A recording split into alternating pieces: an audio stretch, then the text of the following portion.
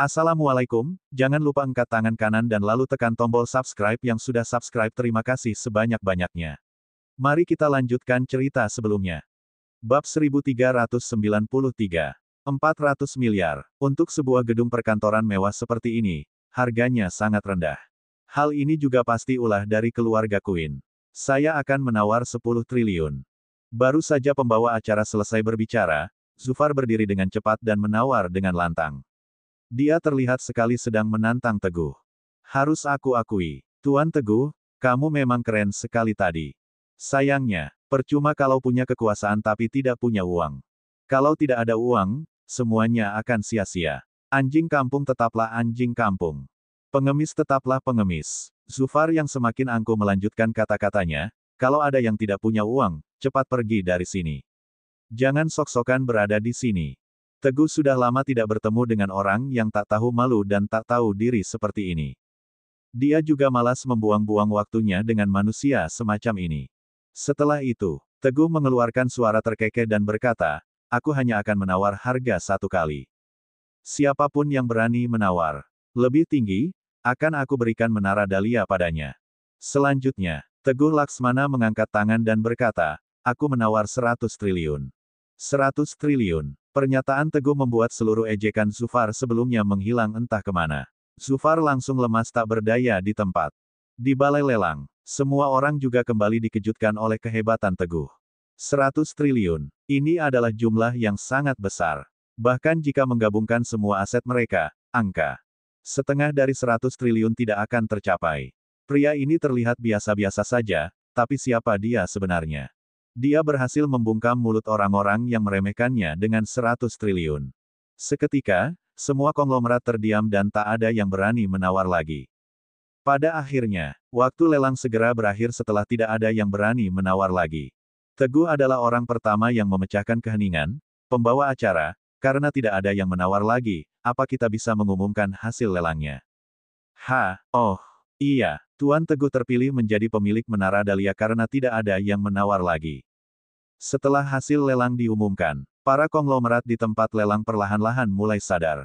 Pandangan mereka semua tentang Zufar, ternyata salah. Teguh melakukan ini, sudah pasti karena ingin mempermalukan keluarga Queen. Jika Zufar tidak menanganinya dengan baik, keluarga Queen pasti akan kehilangan muka. Tunggu dulu, saat melihat Teguh dan Sena bersiap-siap untuk pergi, Zufar tidak bisa duduk diam lagi. Dia berseru penuh amarah, sebenarnya apa yang kamu inginkan? Teguh membalikkan badan dengan tenang. Dia menatap Zufar dan berkata, aku hanya ingin memberitahumu bahwa apa yang bukan milikmu dan apa yang bukan milik keluarga Queen, sebaiknya dikembalikan kepada pemilik aslinya. Kalau kamu tidak mau, kamu dan beserta seluruh anggota keluarga Queen harus menerima balasannya. Seketika, ucapannya semakin menyulut emosi Zufar. Sebagai anak sulung keluarga Queen, dia selalu bisa menindas orang lain dengan bebas. Namun hari ini, dia malah diancam oleh orang lain. Bajingan! Zufar berteriak dan langsung mengejarnya. Wush! Zufar segera berlari dan menyerang Teguh. Teguh bergerak dengan kecepatan yang sangat cepat, orang biasa sama sekali tidak bisa melihat gerakannya. Hanya bisa melihat jejak kaki yang menghancurkan lantai di sana. Sesaat kemudian, bab 1394.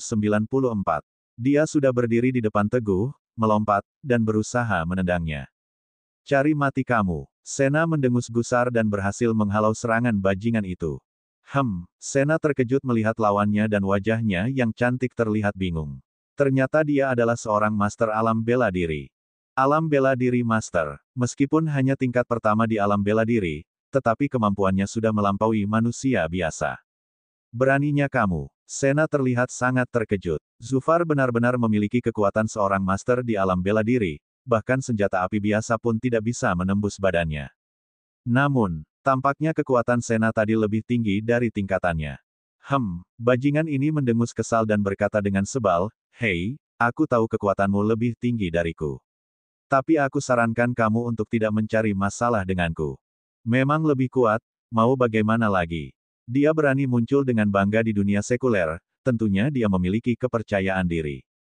Berani-beraninya kamu. Ketika Sena mendengar kata-kata itu, emosinya sedikit tersulut dan tertawa sinis. Banyak kekuatan di dunia bela diri kuno telah membuat aturan yang melarang para master alam bela diri untuk ikut campur dalam urusan dunia sekuler. Jelas-jelas kamu yang melakukan hal yang salah dan masih berani bermulut besar. Hari ini aku akan menyingkirkanmu. Sena berteriak lantang dan segera menendang pria itu. Buff! Goge itu terlempar beberapa meter dan jatuh tersungkur. Hook! Goge memuntahkan darah segar. Setelah jatuh tersungkur di bawah. Bajingan ini baru menyadari bahwa pukulan Sena ini telah memutus meridiannya dan membuatnya menjadi cacat.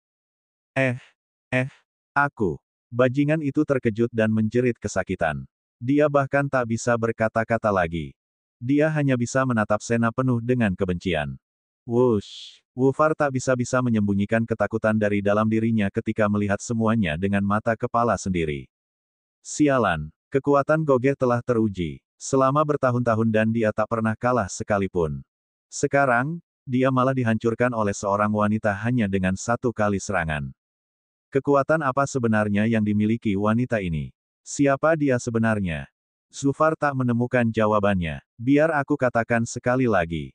Kemudian, Teguh dan Sena berjalan keluar. Saat melewati Zufar mereka berhenti sejenak, kembalikanlah semua hal yang bukan milikmu. Jika kamu menunggu aku datang lagi, mungkin kamu tidak mampu menerima hukumannya. Setelah berkata demikian, Teguh pergi bersama Sena meninggalkan balai lelang. Suasana menjadi hening. Konglomerat-konglomerat itu tidak hanya terkejut dengan kekayaan dan kekuatan Teguh, tetapi juga mulai berspekulasi tentang identitasnya serta helikopter yang tadi datang untuknya. Zuhair mendekat dengan wajah pucat.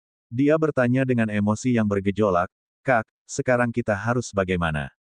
Zufar terus memperhatikan kedua orang itu pergi. Beberapa saat kemudian, ia baru tersadar dan melihat ke arah Zuhair. Saat itu, Zufar menjawab dengan nada yang menyeramkan, "Wanita itu memang sangat kuat, lebih kuat dariku.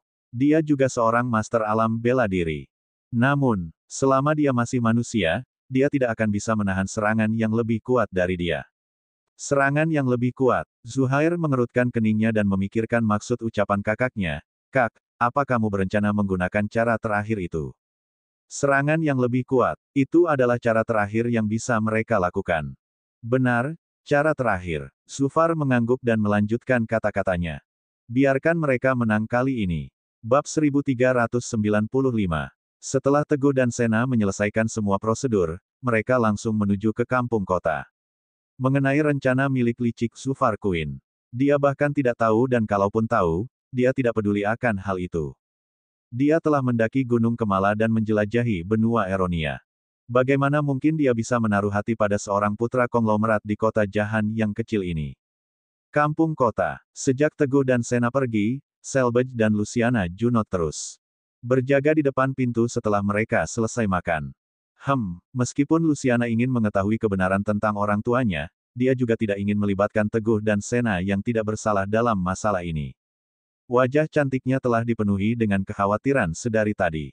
Bagaimana kalau kita beritahu Kak Teguh dan yang lainnya tentang masalah kita? Dengan begitu, Kak Teguh masih bisa bersiap jika tiba-tiba menghadapi masalah. Boleh juga. Selby merenung sejenak sebelum akhirnya mengangguk setuju.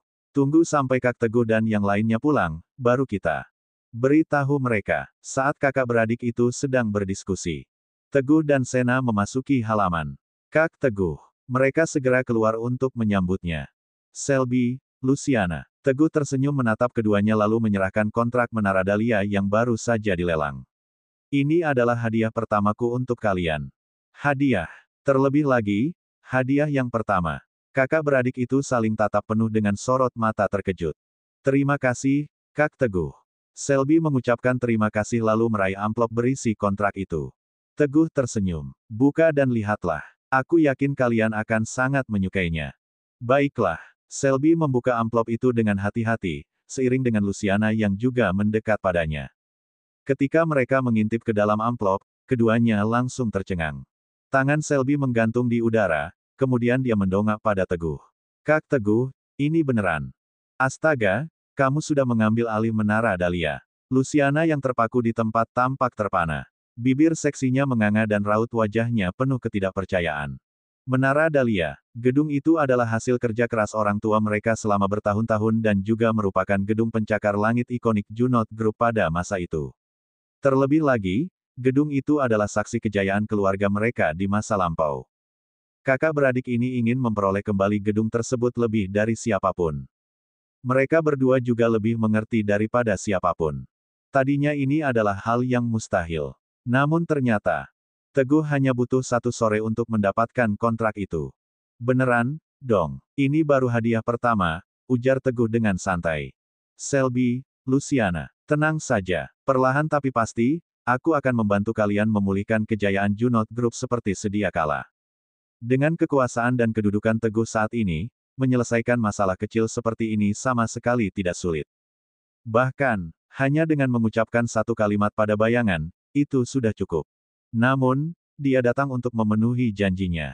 Tentu saja, dia harus turun tangan sendiri. Ini, Selby terpana oleh kedermawanan Teguh. Namun sejenak setelah dia teringat kekuatan yang dimiliki keluarga Queen, dia menelan ludah. Kak Teguh, keluarga Queen ini sudah lama mengakar kuat di kota Jahan dan telah bertindak semena-mena selama bertahun-tahun.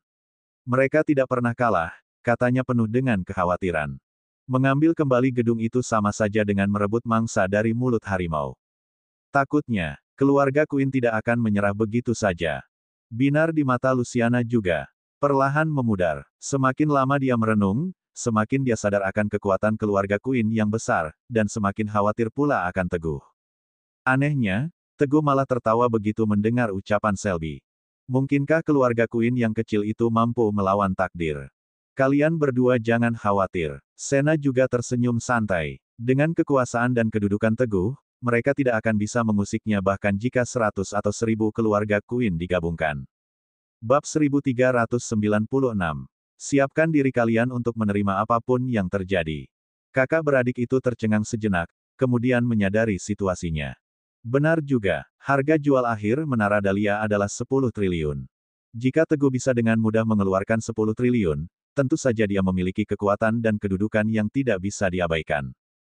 Tidak mungkin, sama sekali tidak mungkin. Baiklah kalau begitu. Selby merasa lega dan berkata dengan mata berbinar, terima kasih banyak, Kak Teguh. Kak Teguh, Kak Sena, kalian ngobrol dulu saja. Aku mau masak. Setelah selesai berbicara, Luciana masuk ke dapurnya yang sederhana. Pukul 8 malam, makan malam sederhana sudah siap. Nasi, tumis sayuran, dan sup tahu. Meskipun sederhana, Luciana memang berbakat dalam memasak. Dia mahir membuat hidangan lezat dari bahan-bahan sederhana dan rasanya luar biasa. Kak Teguh. Setelah Luciana menghidangkan sup tahu terakhir di meja makan, dia berkata dengan sungkan, kami hidup apa adanya di sini, semoga Kak Teguh tidak keberatan. Jangan ngomong begitu. Teguh mengibaskan tangannya dan berkata sambil tersenyum, aku suka makan malam yang sederhana tapi lezat seperti ini. Bagus kalau begitu. Kakak beradik ini merasa lega. Setelah mengambil posisi duduk, 4 orang tersebut langsung bersiap untuk makan malam. Di bawah sinar bulan yang samar, segala sesuatunya terasa sangat harmonis. Hanya saja, segumpal awan kelabu sesekali melayang di cakrawala, menutupi bulan muda yang baru saja terbit di langit. Di luar rumah, di jalan berlumpur yang berkelok-kelok, satu rombongan konvoi berarak perlahan. Sebuah mobil SUV memimpin rombongan konvoi tersebut.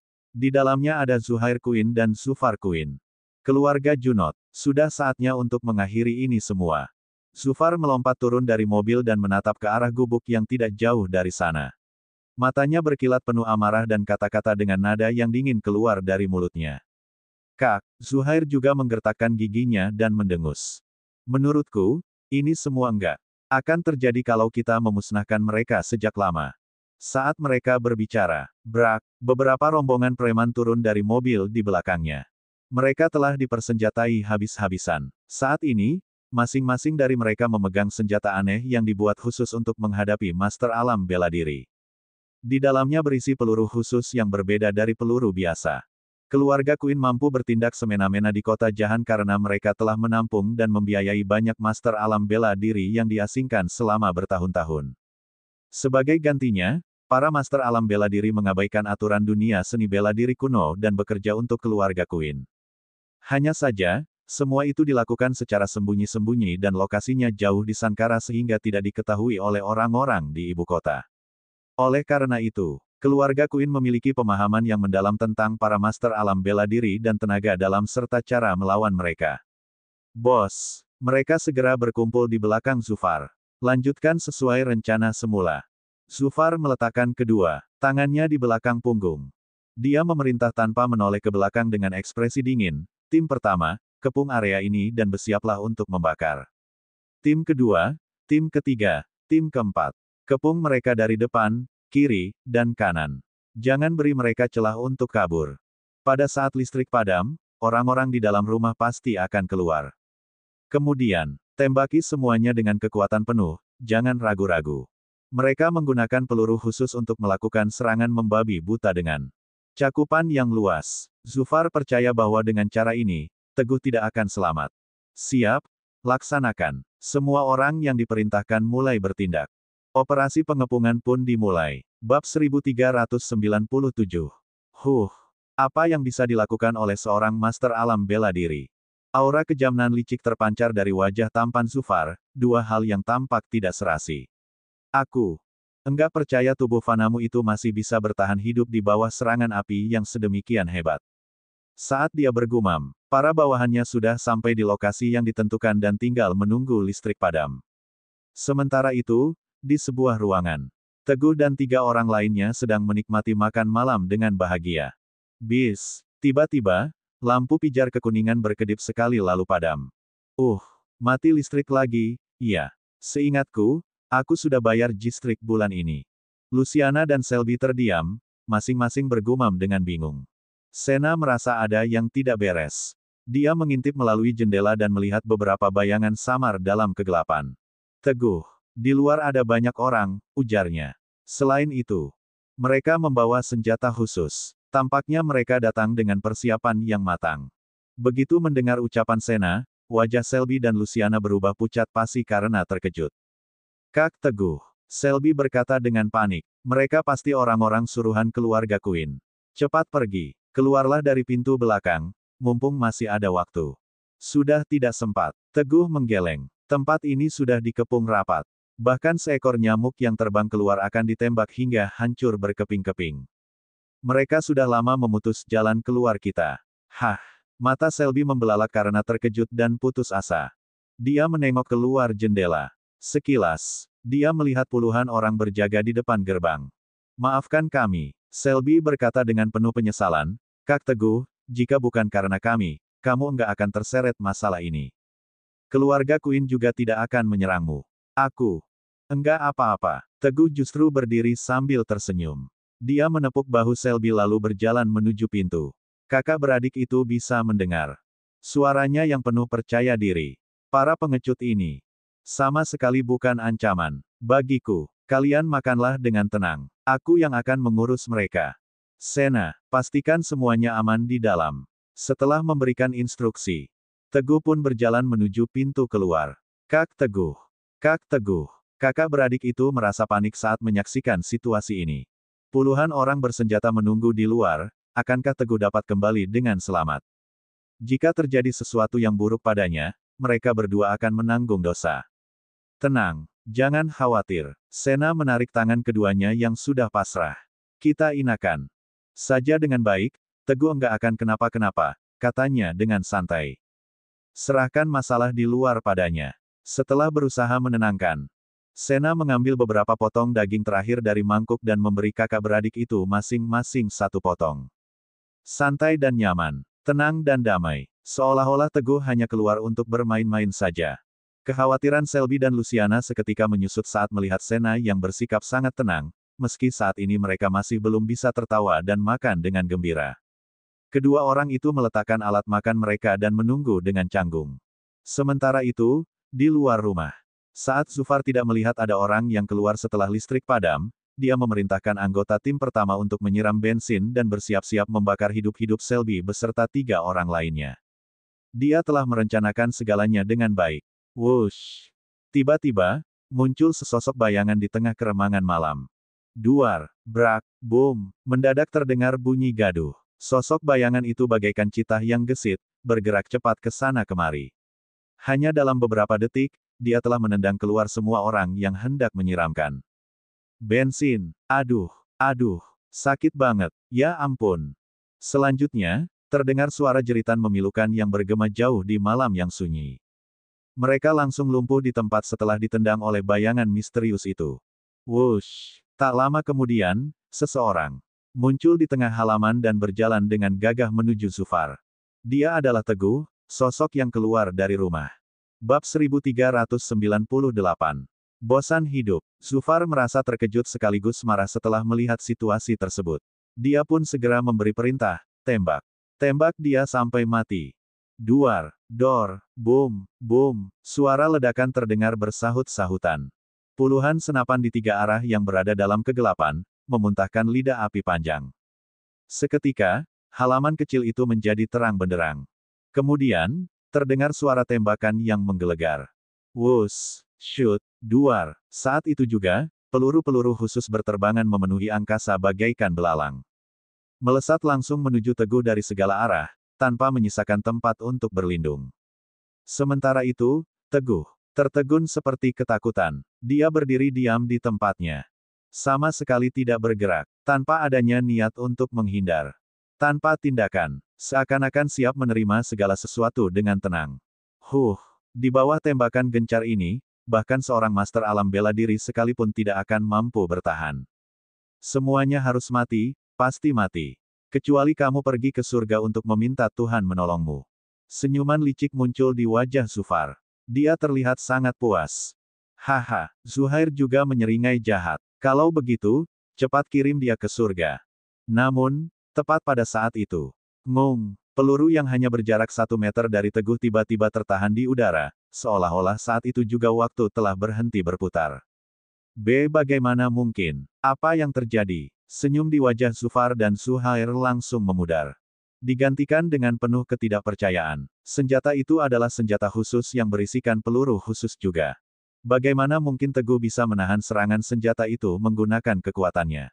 Apa dia benar-benar manusia? Tidak hanya kakak beradik Queen saja, bahkan anak buah mereka yang berada di sekitarnya pun tampak panik. Mereka ternganga lebar, hampir bisa memuat satu kepalan tangan.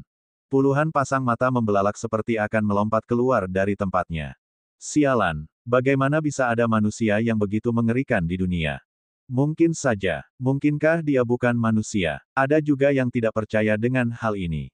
Dor, dor, dor, dor, dor, dor. Terdengar suara tembakan memenuhi udara. Seseorang menembak ke segala arah dengan membabi buta karena panik hingga tidak ada peluru yang tersisa. Namun, hasilnya tidak ada yang berubah. Tidak ada satupun peluru yang mampu menembus kulit Teguh, semuanya melayang dan tertahan di udara. Klang, kretek, segalanya terjadi begitu cepat. Semua anak buah Zufar begitu terkejut hingga senapan di tangan mereka berjatuhan ke tanah. Kemudian, semua orang melemparkan senjata mereka dan melarikan diri tanpa terkecuali. Saat ini, mereka hanya bisa menyesali diri sendiri karena tidak terlahir dengan kaki tambahan untuk membantu mereka berlari lebih cepat. Mereka takut terlambat setengah langkah dan berakhir mati di sini. Beres bermain, masa mau langsung kabur sih? Teguh mencibir, bagaikan raja yang tengah berjalan turun dari singgasananya. Wus, peluru yang tertahan di udara, tiba melesat dengan kecepatan yang lebih tinggi. Shoot, shoot, shoot. Dalam sekejap, mereka yang menembaki Teguh tadi, sekarang terkena serangan balik pelurunya sendiri. Dengan tubuh kecil seperti itu, satu tembakan saja sudah cukup membuat mereka tidak berdaya. Sekoyong-koyong, mayat-mayat berjatuhan ke tanah. Bagaimana ini? Sialan, cepat lari. Zuhair dan Zufar ketakutan setengah mati saat menyaksikan pemandangan di hadapan mereka. Untungnya, kedua orang itu cukup jauh dari Teguh, sehingga mereka tidak langsung menjadi sasaran. Oleh karena itu, mereka berhasil berlari terhuyung-huyung kembali ke mobil SUV. Brum, Zufar hampir menginjak pedal gas dengan posisi berdiri dan mengerahkan seluruh kekuatannya untuk melawan Teguh. Sebuah dorongan kuat menghantam dan membuat mobil SUV itu langsung melompat ke depan. Mau kabur juga? Iya. Sudah jauh-jauh datang ke sini, kenapa kalian tidak bersenang-senang dulu? Mau lari kemana, sih? Teguh tersenyum sambil membawa aura kematian yang menyelimuti malam. Permainan berburu, resmi dimulai. Cerita bersambung.